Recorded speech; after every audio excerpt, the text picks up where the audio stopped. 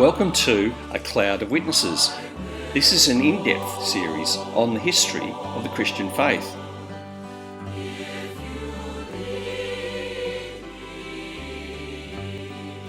In this video, we're continuing our examination of Protestant Mission.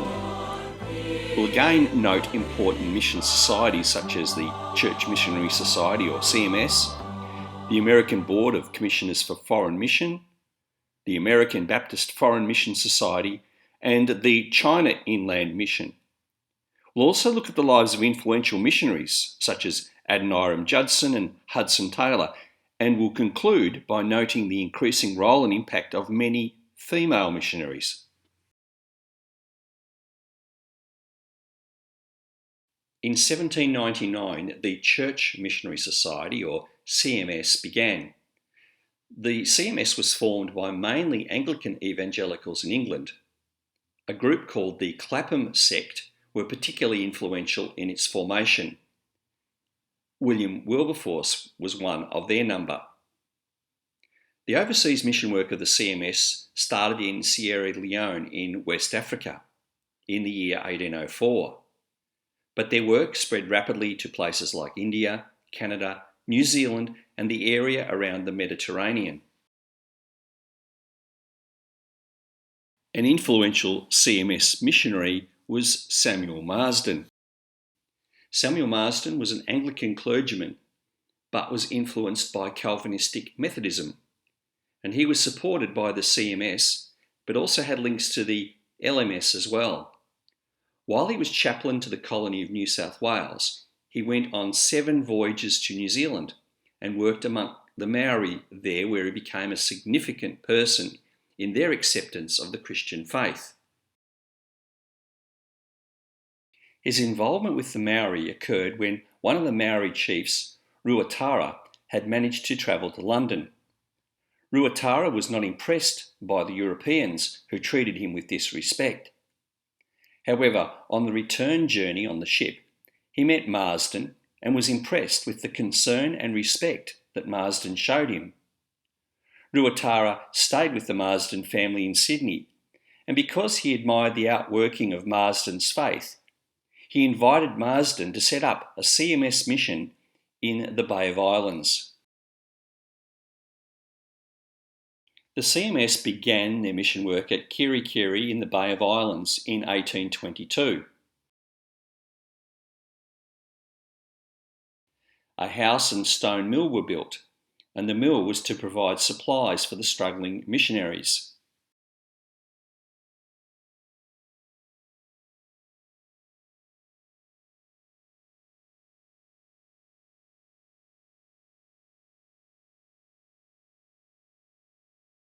The CMS missionaries had a profound impact on the Maori, both in terms of their Christian faith and also in their relationship with the English civil authorities. Because of the desire of missionaries to learn the languages of the local people, it was a CMS missionary, Henry and his son Edward Williams, who were instrumental in assisting in translating the highly significant Treaty of Waitangi into the Maori language.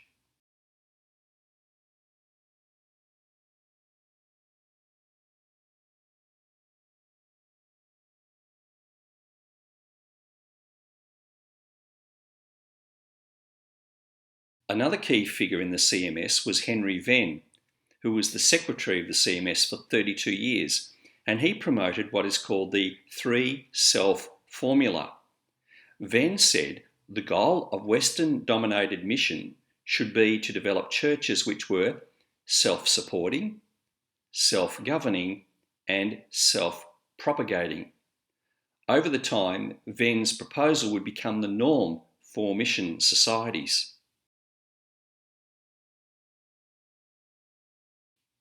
Over the years, CMS has worked in many places in Africa, but mainly in Sierra Leone, Nigeria, Kenya, Tanzania, Uganda, Congo, Rwanda, and Sudan.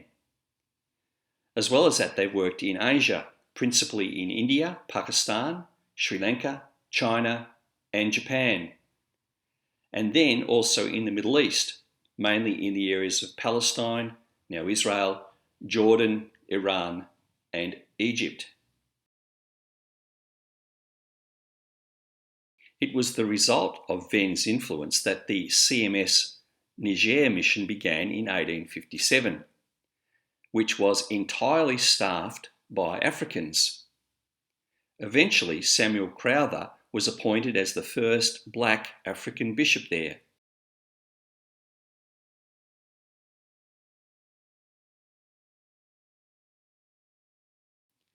The first CMS missionaries had arrived in Uganda in 1877, and the first Protestant baptisms took place within 5 years of their arrival. This took place in the kingdom of Buganda, which bordered Lake Victoria.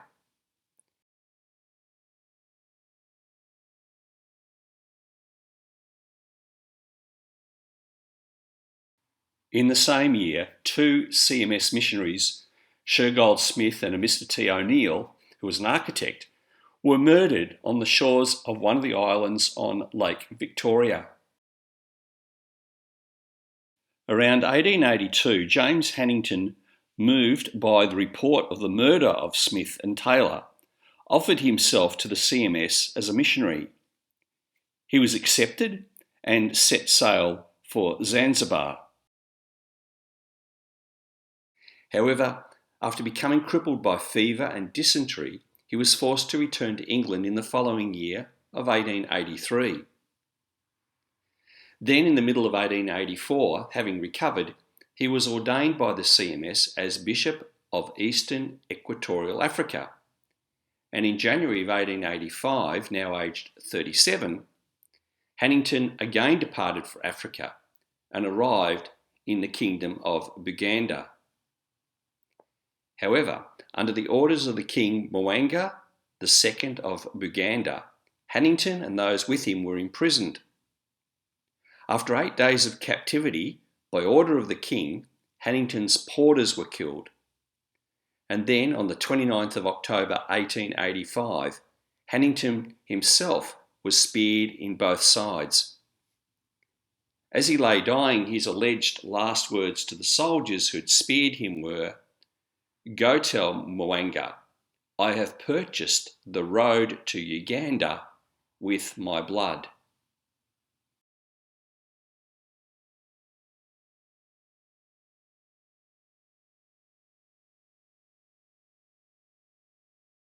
Influential missionaries in the CMS have included George Lawrence Pilkington, who was a Bible translator after arriving in Uganda in 1890.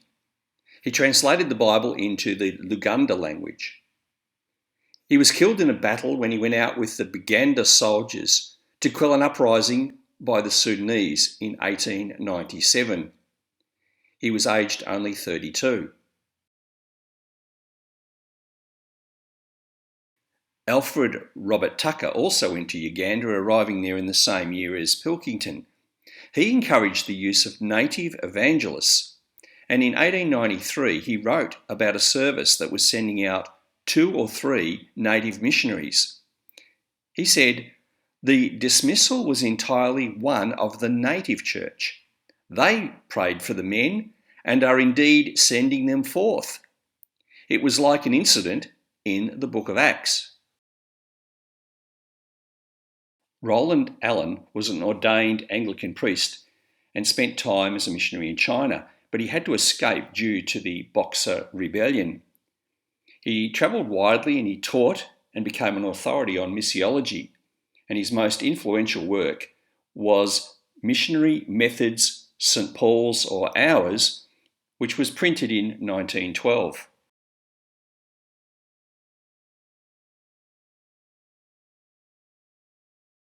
Another important interdenominational group was the British and Foreign Bible Society, which was formed in 1804. And this began, like the CMS, through the work of the Clapham sect. And Elizabeth Fry was one of the founding members of the British and Foreign Bible Society. As a result of its formation in England, mission societies also sprang up in other locations, for example in America, Holland, Germany, Switzerland, France, and Denmark.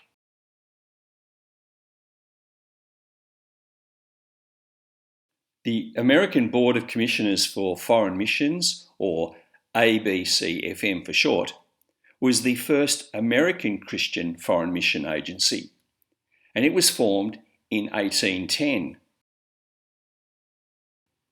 The idea to form a mission took place 4 years earlier in 1806, when 5 students from Williams College in Massachusetts were taking shelter from a thunderstorm in a haystack. They decided to spend some time in prayer, and according to the story, they came to the common conviction that the field is the world. The ABCFM was Congregationalist in its origins, and it accepted missionaries from Presbyterian, Dutch Reformed, and other denominations. Their first missionaries set sail from Massachusetts on board the caravan, and there were 3 couples, Adoniram and Anne Hasseltine Judson, Samuel and Roxana Park-Knott, and Samuel and Harriet Newell, as well as 2 single men, Gordon Hall and Luther Rice, and they sailed for British India. Apart from sending missionaries to India, the ABCFM sent missionaries to many other parts of the world. Between the years 1812 to 1840, representatives of the ABCFM went to India and Ceylon, which is modern-day Sri Lanka, the Sandwich Islands, which is modern-day Hawaii, and parts of East Asia to China, Singapore and Thailand, as well as areas of the Middle East to Turkey, Syria, Israel and Iran. Also to Europe, to Greece and Cyprus. And in parts of Africa, mainly in the west at Gabon and Angola, as well as South Africa.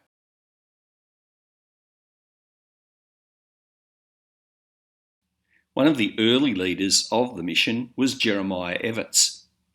He led the organisation's efforts to place missionaries with American Indian tribes in the southeastern part of the United States. He also led the ABCFM's fight against the forced removal of Indians through the Indian Removal Act of 1830. Everett wrote, "The people of the United States owe it to themselves and to mankind to form a correct judgment in this matter.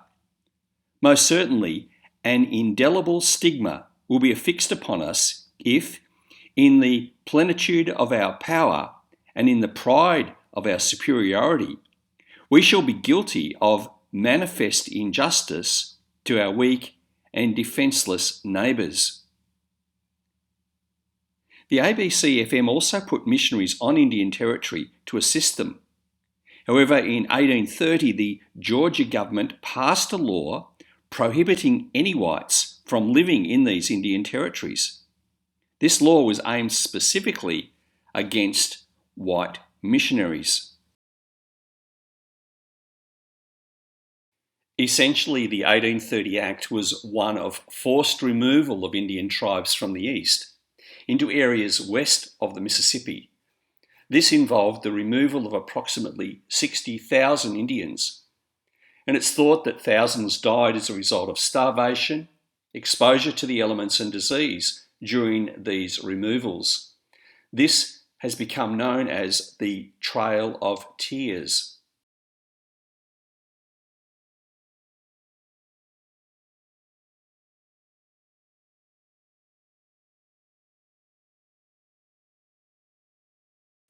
Even after the law was passed, Everts continued to support the Cherokee, who took their case to the Supreme Court. With Everts' death from tuberculosis in 1831, the Indians' greatest advocate was gone. As the historian Francis Paul Pruchard put it, the Christian crusade against the removal of the Indians died with Everts. Samuel John Mills was one of the founders of the American Board of Commissioners for Foreign Missions, but he also helped found the American Bible Society and the United Foreign Missionary Society. He was involved in missionary work in the Mississippi Valley and then later among the poor and the destitute in New York City. While not an overseas missionary himself, his leadership to these mission societies was crucial. He did go to Africa on behalf of the American Colonization Society, and there he was involved in selecting Liberia as a home for freed black slaves from the US. On the return journey, he died at sea. He was only aged 35.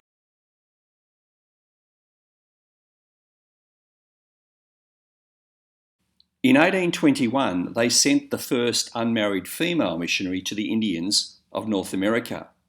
She was Ellen Stetson, and she was a teacher to the Cherokee Nation. And then later, they sent the first unmarried female overseas, and she was named Betsey Stockton.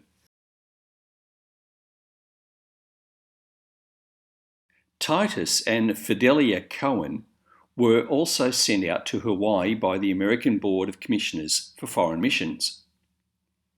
Titus was a Presbyterian from the US, and he'd been influenced by Charles Finney's revivals. He ministered in Hawaii from the years 1835 through to 1881, and he led a revival there that took place in the years 1837 to 1839. This revival won thousands of converts, and by 1870 he had received 13,000 members to his church.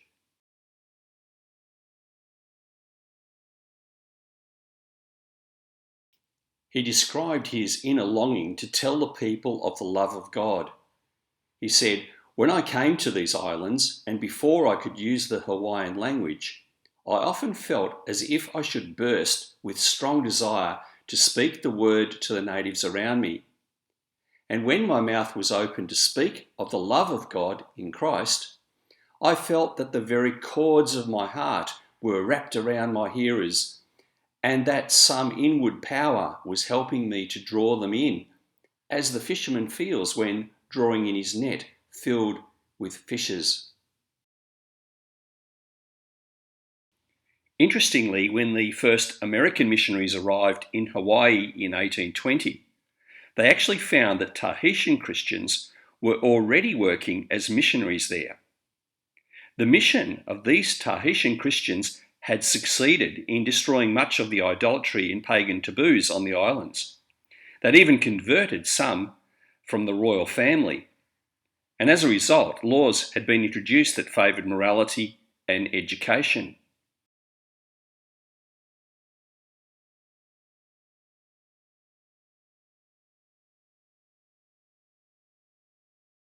Within 16 years, by the year 1836, there were 17 churches on the islands of Hawaii, and 1/6 of all children were enrolled in mission schools.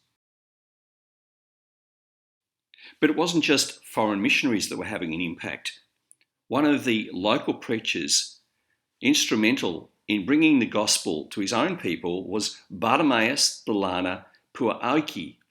Now, he'd been born with some physical defects. He was short in stature and later became blind. However, through his impassioned call for prayer, even the missionaries noted the change over the people he preached to. And they reported that they had never seen such earnest, humble, persevering wrestling in prayer.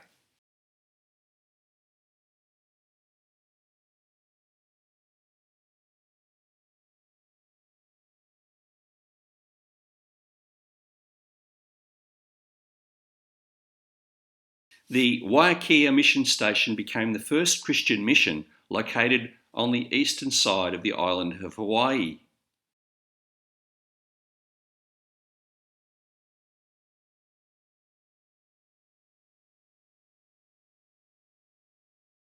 The New Testament in Hawaiian was first printed in 1835, and it was followed by the Complete Bible in 1839. The first Protestant missionary in Hawaii, Hiram Bingham, completed the translation in cooperation with other members of the American Board of Commissioners for Foreign Missions. Now we're just going to focus on a few denominational mission societies. And we'll begin with the American Baptist Foreign Mission Society, which was formed in 1814. As mentioned, Adoniram Judson was initially commissioned by the Congregational Church through the ABCFM to be a missionary in Burma. However, he became a Baptist while on the way to the mission field, and a mission society was founded by the American Baptists in order to support him. Adoniram and his wife Anne arrived at Rangoon in Burma, which is modern-day Myanmar, in 1813, and he would spend the next 40 years as a missionary there. In 1824, Adoniram was charged with being an English spy and was imprisoned. During his 21-month imprisonment, he suffered from fever and malnutrition, and later underwent a forced march. However, his wife Anne courageously advocated for his release, and as a result he was in the February of 1826. He then served as a translator for the Burmese government, but sadly Anne died of smallpox later that same year.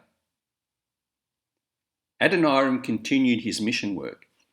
While initially he gained few converts, the first, Ko Ta Bayu, would be very influential. Ko began a movement of mass conversion among his tribal people called the Karen. Over time, Judson produced Burmese and Thai translations of the Bible, and by 1850, the Burmese church numbered over 7,000 adherents. Now, the Karen in particular were quick to respond to the gospel message.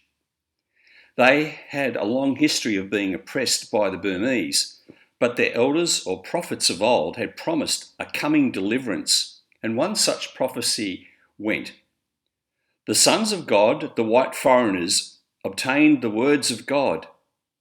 The white foreigners, the children of God, obtained the words of God anciently." So when the white missionaries arrived, the Karen eagerly listened to their message of deliverance and responded in large numbers to the gospel call.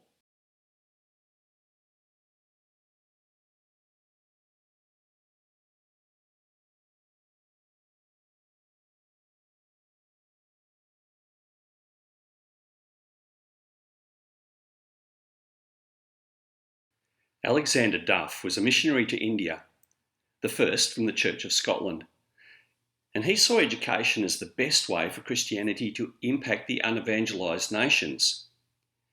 Now, in India at that time, the Christian faith had only a minimal impact, mostly on the untouchables, which were the lower caste in that country, and women. Duff wanted to reach out to Muslims and upper caste Hindus who had remained virtually untouched by Christian mission, and he sought to do this through education.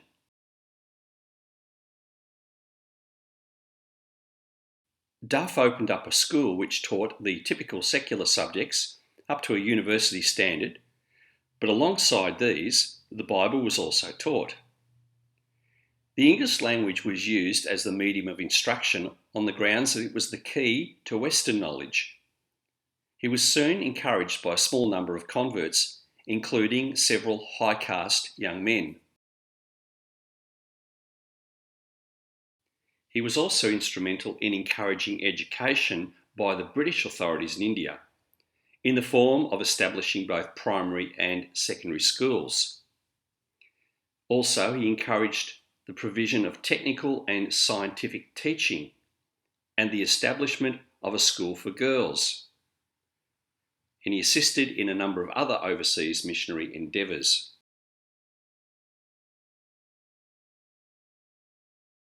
In the year 1865, Hudson Taylor pioneered a new vision, and that was mission to the inland areas of China. Up until that time, only the coastal regions had been impacted by missionaries. As a result of his vision, he began arguably the first truly ecumenical mission, which was known as the China Inland Mission. He and the mission was influenced greatly by George Mueller, who relied on faith rather than support from a specific church. And missions that followed this principle became known as faith missions. As a result of his innovation, he's credited with beginning what has been termed the second era of mission. Hudson had become a Christian when he was 17. His mother had been praying long and hard for his conversion, and her prayers were answered in a dramatic way. Very early on, he felt God calling him to reach China with the gospel, but he realised that the risk of mission work may cost him his life. And he also decided that he had to learn Chinese first, and he did this by looking at a Chinese or a Mandarin copy of Luke and comparing it with the English version. In September 1853, at the age of 21, he left for China as a missionary with the China Evangelization Society, or CES for short. He arrived in Shanghai about 5 months later. For the first few months, he stayed at other people's homes and eventually bought his own, which he shared with a missionary doctor and his family. He was disappointed, though, with the lack of support he received from the CES, and he was also troubled by the scenes of civil unrest he witnessed. Personally, he was lonely and he struggled financially. He became a teacher at a school, but the problem of reaching the unevangelized Chinese interior worried him, and the law that limited foreigners to the 5 major Chinese ports frustrated him. He eventually decided to ignore the restrictions and travel into the interior himself. As he made more trips, he realised that his European dress was a hindrance to his message. Many of the people would look at him suspiciously and even ignore him. So to overcome this, he decided he would change his own lifestyle, and he adopted the Chinese style of dress. He also wore his hair in a pigtail and ate the food they ate.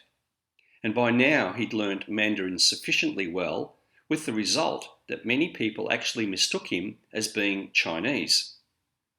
As a result of his new direction, soon a small number of Chinese became Christian believers.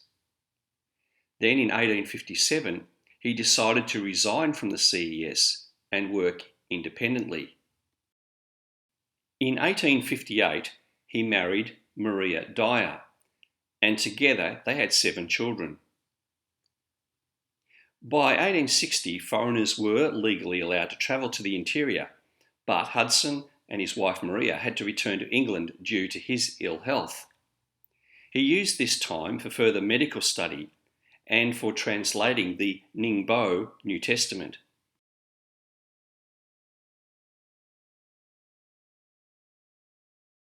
Ningbo was a dialect which was a variety of the Chinese language known as Wu. And Ningbo was spoken in a region on the east coast of China.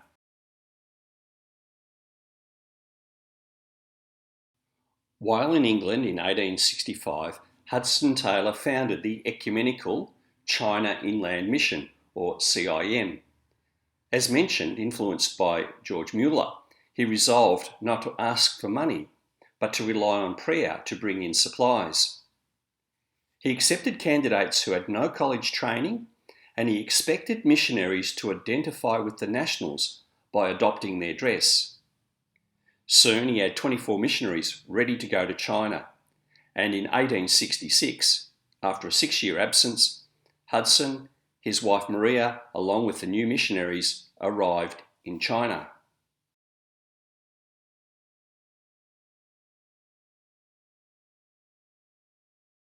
The next few years were ones of personal tragedy for the Taylors and difficulties within the mission for Hudson himself. He struggled with a lack of money, and then in 1869, one of their infant children died, followed shortly by the death of their week-old baby. Then in the following year, his wife Maria died. She was only 33 years of age. But despite these personal tragedies, there were some positives in terms of the growth of the mission. There were a number of baptisms and new areas of mission had opened up. Hudson married again in 1871 and had 2 further children from that marriage. Then in 1872 he returned to England once more, leaving behind a mission of 30 foreign and 50 native workers in 13 different stations throughout the country. But he was now suffering physically, having liver and lung problems, and he found it difficult in both sleeping and breathing.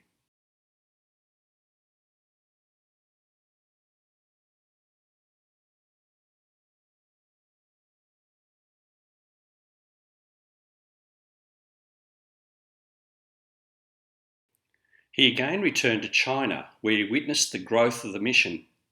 By 1880, there were now 100 missionaries, and by the middle of that decade, that had increased to 225 missionaries, with in 1885, a group of 7 young men left England to go to China with the China Inland Mission. 6 of the 7 had been educated at Cambridge University, and so they came to be known as the Cambridge 7. One was an ordained Anglican trainee priest, and the other a famous cricketer. C.T. Studd had just recently played for England in the famous Ashes series against Australia. He was a competent batsman and a bowler, and he was only 25 years of age, so his decision to quit the game made a huge impact in England.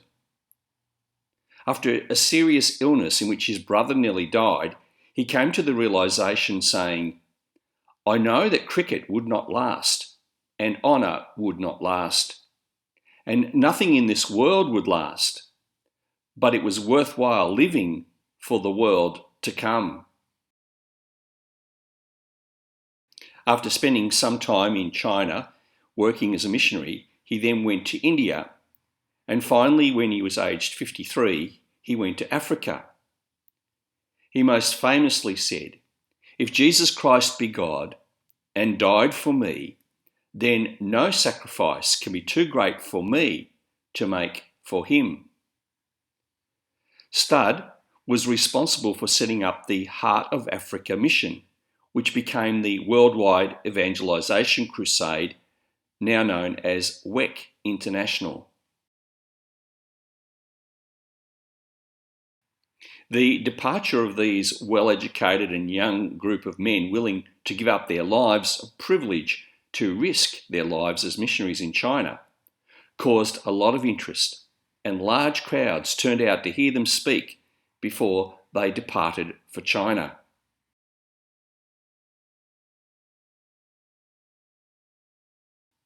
One interesting story took place shortly after their arrival in China, when 4 of them, C.T. Studd, the Polhill Turner brothers, and Montague Proctor Beauchamp, sat down to study and learn Mandarin.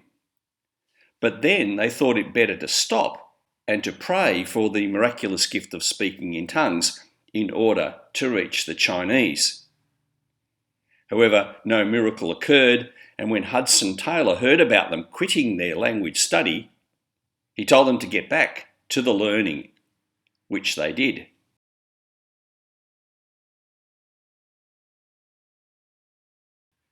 By the turn of the 20th century, about 125,000 Chinese had become Christians through the mission work of the CIM, with Hudson having personally baptised about 5,000 Chinese believers.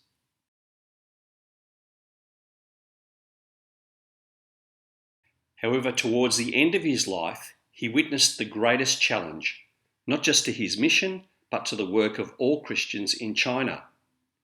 The Boxer Rebellion was an uprising in 1900 that was aimed at all foreigners.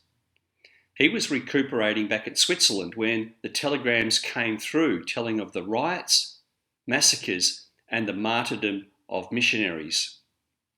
All he could say was, "I cannot read, I cannot think, I cannot even pray, but I can trust. When the fighting ceased, it was estimated that about 30,000 Chinese Roman Catholics and about 2,000 Chinese Protestants had been killed. Among this number, there were 135 Protestant missionaries and 53 of their children, along with 47 Roman Catholic priests and nuns, all who had lost their lives as a result of this anti-foreigner violence. Of the various movements, it was the CIM losses that were the largest, with 58 missionaries and 21 children having lost their lives. Yet despite the horrors the missionaries had endured, there was a decided absence of bitterness and hatred. One missionary, as she was dying, whispered to her husband, "I wish I could have lived. I wish I could have gone back there to tell the people more about Jesus." Hudson Taylor wrote, "It is a wonderful honour to have among us so many counted worthy of a martyr's crown. Some who have been spared have perhaps suffered more than some of those taken, and our Lord will not forget." When he had recovered sufficiently, Hudson returned one last time to China. There were some positives to the Boxer uprising. There was now an increased emphasis by the missionaries to encourage local leadership training and to turn over a greater responsibility of the work to Chinese colleagues. There was also an increase in the number of missionaries to China from the West as a response to the massacres. Hudson Taylor died in China in 1905, and his body was laid to rest in the Chinese city of Jiangqiang, or Zhenjiang.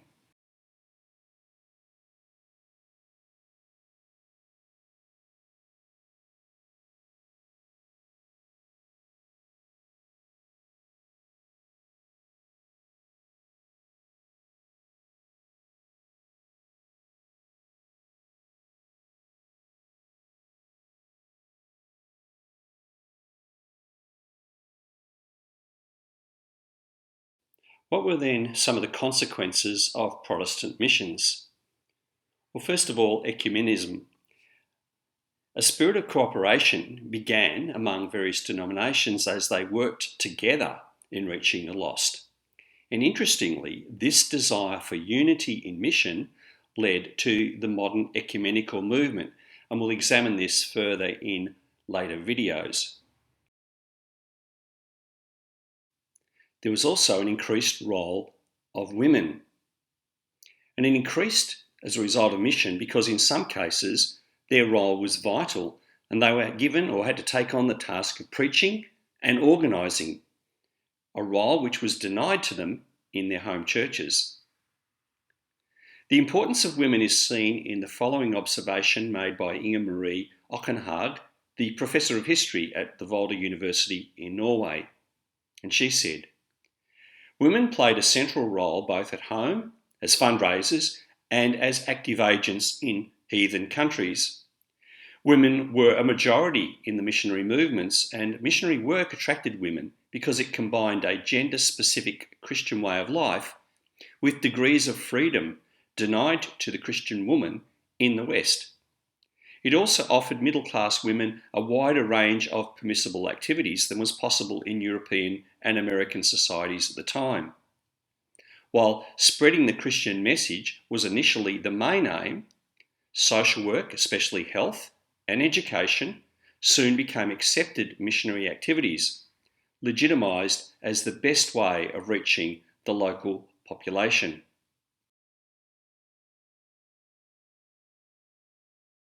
Church historian Justo Gonzalez noted, "The missionary movement is one of the roots of the feminist movement among Western Protestants."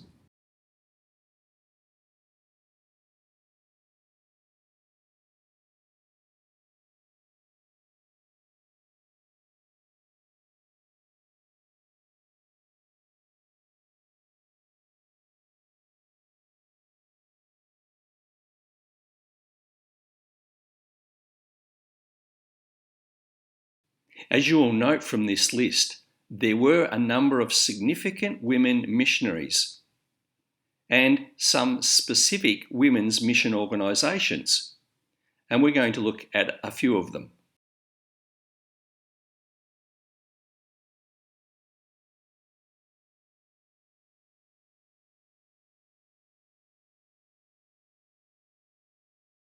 Betsey Stockton was the first single female missionary who was sent from the USA. The interesting fact about Betsey was that she was both African American and that she had been born a slave. When she was a child, her owner, Robert Stockton, gave her to his daughter when she married a Reverend Green, who happened to be the president of Princeton, then called the College of New Jersey. In 1817, Betsey was admitted as a member of the First Presbyterian Church, and she was formally freed at the same time. However, she chose to remain with the family as a paid domestic servant. She was able to learn by reading books in their library and had some homeschooling as well, and she soon expressed a desire to go as a missionary to Africa. She then learned of plans by Charles Stewart, who was a student at Princeton Theological Seminary, to go to the Sandwich Islands, now Hawaii, as a missionary, and she expressed the wish to go with him and his wife. After letters of recommendation to the American Board of Commissioners for Foreign Missions, she was commissioned by the board as a missionary and became the first single American woman sent overseas as a missionary.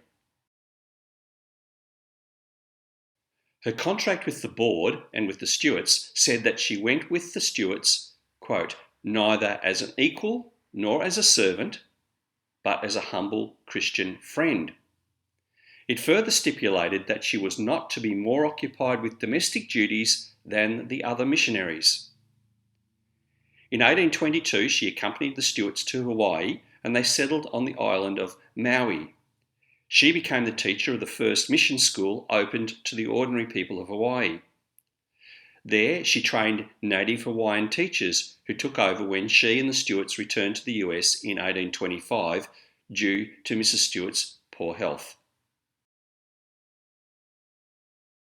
While back in the US, Betsey briefly taught at an infant school in Philadelphia.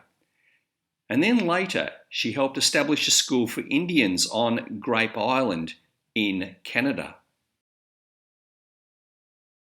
She returned to Princeton in New Jersey in 1835 and there helped found the Princeton's First Presbyterian Church of Colour and its Sabbath school later in 1848.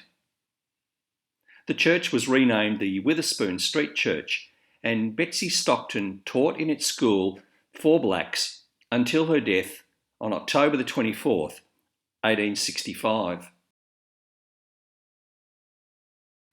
In 1842, in Germany, the first women's mission organisation, called Morgenländische Frauenmission, was established by 10 women.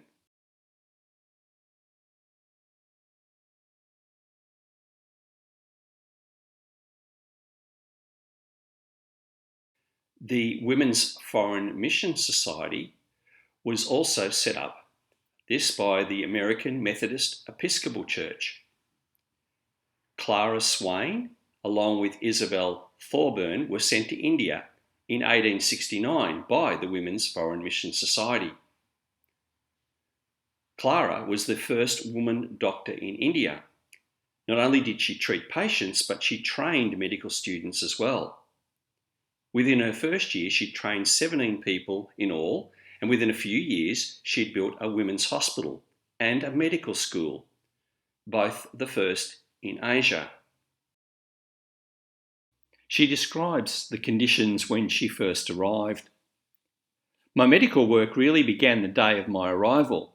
When I came out of my room in the morning, I found a company of native Christian women and girls eagerly awaiting the appearance of the Dr. Miss Sahiba, and with the aid of a good missionary sister, I was able to understand their words of welcome and find out what I could do to help them. As I had no medicines with me, I procured a few simple remedies for their ailments from Mrs. Thomas. Over a period of 4 decades, Clara spent time ministering to the people in various locations in India, promoting the training of women in medicine. During that time, she was able to establish the first hospital in India for women and children, called the Clara Swain Missionary Hospital. Her work was essential because male doctors were not allowed to attend to women. She was able to use her skills as a doctor to gain trust and the opportunity to share the good news.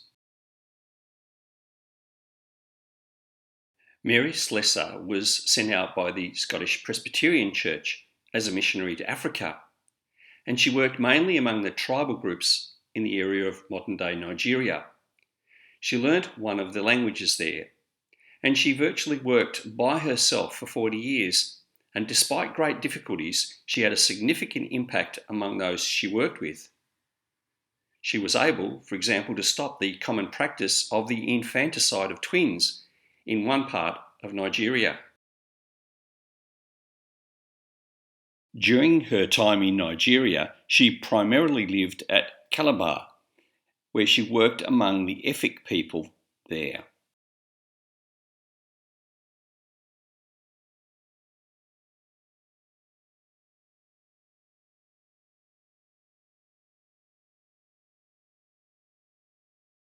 She wrote to her mission board requesting the following type of women to join her work, and this is a very insightful quote.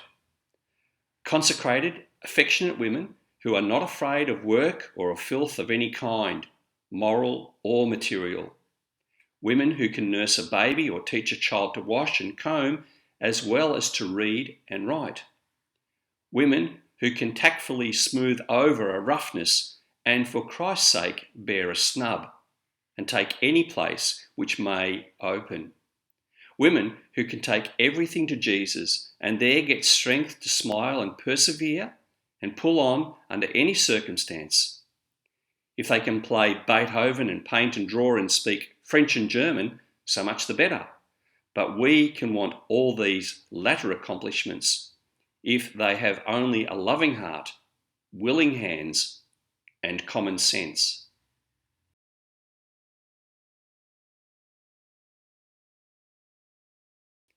Ida Scudder was from the Reformed Church in the USA, but had grown up in India, where her father and her grandfather had been involved in medical mission work. However, Ida was reluctant to follow in their footsteps, but it was only after witnessing the death of 3 women during childbirth during one evening while in India that she changed her mind, as these women did not want, due to their custom, male doctors to assist them. She felt convicted by God to train as a doctor and to dedicate her life to assist the women of India.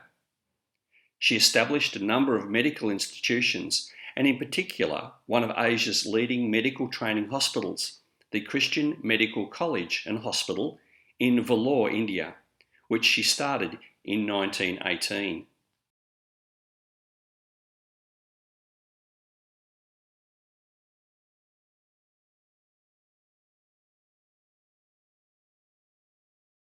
Caroline Mary Defflis Thackeray went to Zanzibar in Africa to head a girls' school that had been established by the University's Mission to Central Africa, or UMCA. The school, St Mary's, catered for children of freed slaves and orphaned girls that had been taken straight from the slave boats.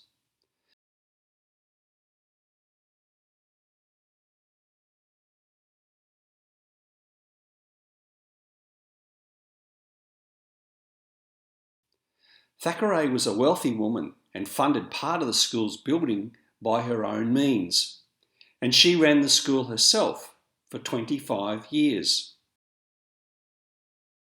Even those critical of missionary movements will admit that Christian education was a key factor in the emancipation of local women. Other inspiring women missionaries included Mary Read, who ministered among the lepers of India before catching the disease herself, and Amy Carmichael. In 1895, Amy Carmichael was commissioned by the Church of England London Missionary Society to go to Donavur in India, where she served for 56 years without a furlough.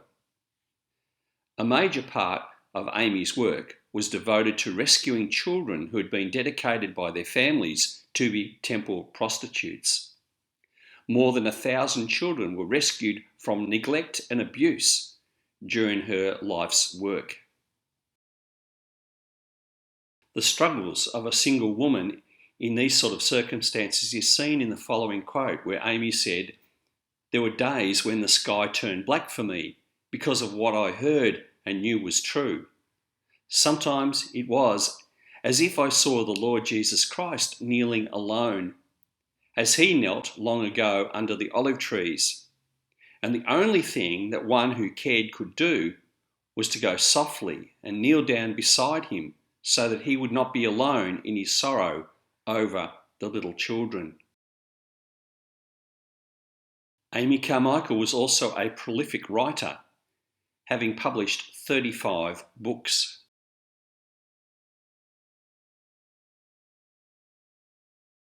There were many other mission organisations, and one to conclude with was the Student Volunteer Movement for Foreign Missions, or SVM for short.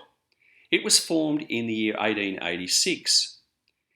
It began at a student conference where 100 students responded to a need and pledged to become overseas missionaries. It was the SVM that laid the foundation for the 1910 World Missionary Conference. By 1945, some 20,000 students had gone to the mission field through the influence of the student volunteer movement. As we've noted, Christian mission impacted the church in a number of ways. Despite criticism of missionaries, and some of it is justified, missionaries did make a positive impact on the peoples they ministered to. Education and medicine are probably the two more obvious contributions. But missionaries also spoke up against oppression, such as slavery, or against laws which were detrimental to the lives of the people they lived amongst. When they did their job properly, they supported and encouraged Indigenous leaders to take responsibility of the faith among their own peoples. While this is just a brief comment about the positives of mission work, a lot more could be said, but it's far too simplistic and inaccurate to demonise the work of missionaries as some do today.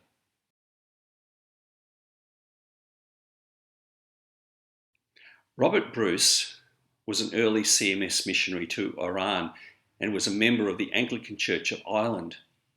And he showed that a missionary's work was not always one of dramatic success. And he said, "I am not reaping the harvest. I can scarcely claim to be sowing the seed.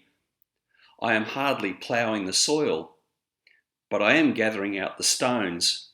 That too is missionary work. Let it be supported by loving sympathy and fervent prayer." We've come to the end of the video examining the rise of Protestant mission, and we've noted significant missionaries in the 18th and 19th centuries.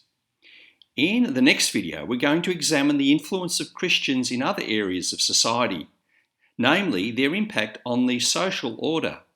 We're going to focus on Christians impacting such issues as slavery, prison reform, and introducing laws improving working conditions and sanitation, in particular during the Industrial Revolution.